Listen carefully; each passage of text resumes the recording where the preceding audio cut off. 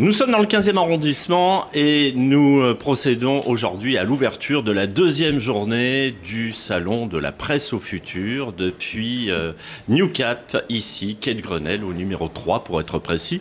Il s'agit de la 15e édition de la Presse au Futur. Autour de notre table, Olivier Louvet, bonjour. Bonjour Fabrice Alain. Gauthier, bonjour. De Broadcast Associés. Nous allons tout au long de la journée recevoir des invités. À partir de 10h, ils vont être nombreux toutes les demi-heures autour de cette table. Nous allons retrouver les différents exposants de ce salon, toutes celles et tous ceux qui participent depuis hier à la réalisation de cette 15e édition. Il y a des conférences, il y a des ateliers. Vous étiez déjà nombreux hier à suivre ces conférences et ces ateliers. Ce salon a la particularité cette année d'être hybride parce que sur le digital, mais également en présentiel. Fabrice Gauthier, on peut peut-être en dire un petit peu plus.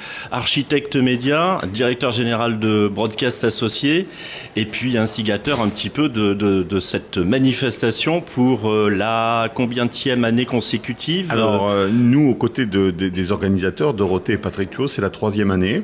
On a fait une première année version physique, un petit peu comme celle-ci, mais cette année on fait nettement mieux, je vais y revenir tout de suite. On a fait aussi une version 100% digitale. Ce qui était une innovation. Une innovation totale, où on a fait plus de 15 000 visites en l'espace de 2 jours. C'était une belle performance. Un gros travail, des centaines de productions vidéo. Et puis en même temps, d'ailleurs, on faisait le 2e salon, le petit frère de la Presse au Futur, qui était All for Content.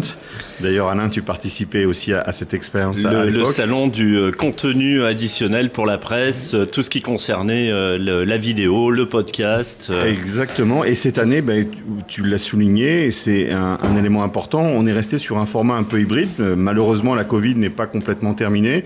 Et puis, je pense que de toute façon, c'est un phénomène qui va s'instaurer dans le temps.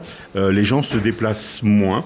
Donc, il est important pour les organisateurs d'événements, de salons comme celui-là, de penser hybride, c'est-à-dire qu'on essaie de faire venir le maximum de monde, mais il est évident que des gens ont moins la possibilité de se déplacer pour diverses raisons.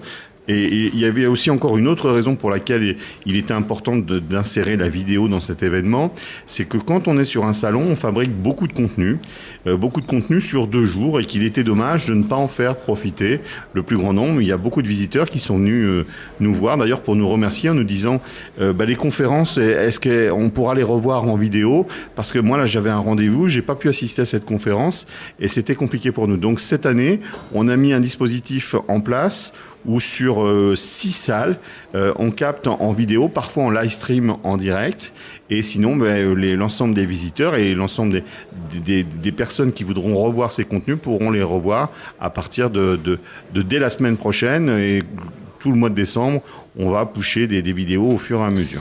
Alors Fabrice, justement, vous avez mis tout un dispositif en place pour couvrir d'un point de vue éditorial ce salon avec toute une équipe technique. Quel est le dispositif que vous avez installé ? Alors cette année, c'est un gros dispositif. On est 17 personnes exactement.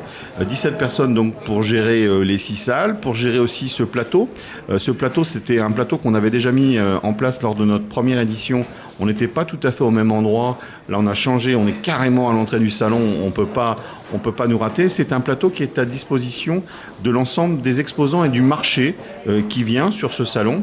L'idée, c'est pour les exposants de pouvoir pitcher en l'espace de quelques minutes leurs services, leurs produits, et d'avoir la possibilité d'avoir donc cette vidéo qui leur offre de la visibilité sur les réseaux sociaux, sur Internet. Ils l'utilisent après comme ils le veulent. C'est gratuit, c'est dans le cadre de l'organisation avec le salon. C'est un partenariat que Dot Events, les organisateurs du salon, ont avec Broadcast Associés.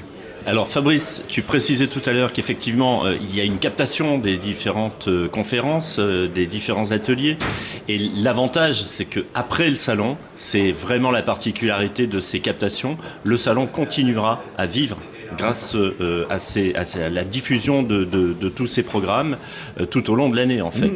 C'est un peu l'idée. C'est le souhait des organisateurs du salon. Soir. Tout à fait. Je pense que Dorothée, qui viendra tout à l'heure au micro, pourra en parler mieux que moi. Mais l'idée de Dorothée et de Patrick Thuot, c'est de faire vivre la presse toute l'année. avec différents rendez-vous. Il y a bien sûr la presse au futur. Il y a son petit frère ou sa petite sœur aussi qui est né cette année, qui s'appelle les Régies au futur. Et puis bien sûr, il y a les trophées de l'UNESCO, les trophées de la presse, qui d'habitude ont lieu en même temps que le salon. Mais là, pour des raisons sanitaires, les organisateurs ont préféré décaler le rendez-vous au 16 mars d'ailleurs, 16 mars 2022. On sera aussi présent, puisque là aussi on va faire la captation vidéo de l'événement. Et c'est l'occasion, lors d'un dîner de gala à l'UNESCO, de récompenser les meilleurs élèves de la presse. Je voudrais vraiment rappeler que cette année, l'accent est mis donc effectivement sur les régies. On parle beaucoup de monétisation, on parle beaucoup de contenu également. Ça concerne les outils, les solutions pour les éditeurs, pour la presse nationale, pour la presse régionale.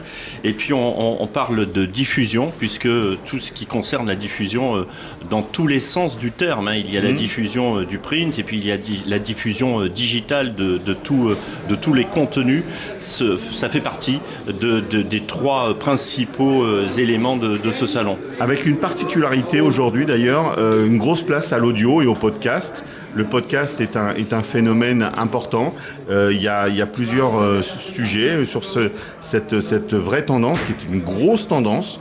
La presse se met à fabriquer beaucoup d'audio.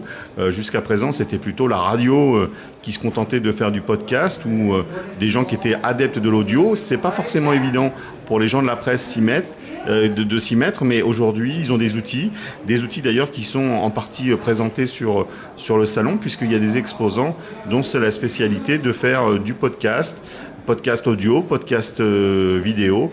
Et c'est une vraie tendance pour le marché de la presse que de fabriquer du contenu vivant, qu'il soit audio ou vidéo, à la demande du marché. Hein. C'est un phénomène international là-dessus. Et les chiffres sont absolument énormes sur la consommation de ces contenus vivants. Un petit mot sur Broadcast Associés, Architecte Média. Voilà, comme la signature, vous la connaissez. Architecte Média, tout le monde sait ce qu'est un architecte dans l'immobilier. Eh bien, on le voit bien, la tendance dans les médias devient de plus en plus multiformat, multicanal. Donc, il est important de coordonner des solutions, de coordonner des métiers. Eh bien, c'est le rôle de Broadcast Associés que d'accompagner les médias traditionnels, la télévision, la radio, la presse. On a équipé de nombreux groupes de presse en studio de podcast, en plateau vidéo. Et puis on accompagne aussi toutes les entités sur leur volonté de créer du contenu média. Parce que faire du média, c'est un métier, aussi bien sur la partie éditoriale que sur la partie technique. On a la chance de gérer depuis 8 ans tous les live streams du gouvernement. D'ailleurs, Jean Castex va intervenir aujourd'hui et on est aussi sur ce front-là. Puisque 365 jours sur 365, 24 heures sur 24, on est à la disposition du service d'information du gouvernement pour partager donc les propos du gouvernement sur l'ensemble des ministères. Alors c'est bien, Olivier, du coup on a un architecte et avec Théo, tous les trois, on va s'efforcer d'être les Stéphane Plaza de cette journée. Merci Fabrice. Merci à vous et puis bon courage pour cette journée. On se retrouve dans quelques instants avec notre premier invité.